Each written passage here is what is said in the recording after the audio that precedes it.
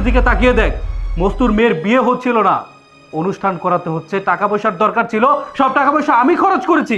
আমি ওর কাছে একটা টাকাও ফেরত চাইনি, কখনো বলতেও যাইনি যে টাকা আমি ওকে দিয়েছি সে টাকা তাড়াতাড়ি আমাকে নিয়ে এসে দে। কারণ আমি তোদেরকে সবসময় নিজের পরিবারের মানুষ ভেবেছি। আমি ভেবেছি আমার একজন বাবার সমতুল্য কাকা আছে আর আমার বোনের সমতুল্য একজন বোন আমার বাসায় আছে। আমি তোদের দুইজনকে সবসময় আমার নিজের পরিবার হিসেবে দেখি, আমার কাছের মানুষ হিসেবে দেখি। আমাকে বললে কি আমি ব্যবস্থা করতাম না? ঠিক আছে, আজকে শুধুমাত্র তোর মায়ের চিকিৎসার জন্য টাকাটা চুরি করেছিস বলে আমি তোকে ক্ষমা করে দিচ্ছি, কিন্তু নেক্সট টাইম যদি আর এমন করিস না তাহলে কিন্তু তোকে আমি এই বাসা থেকে বের করে দিব।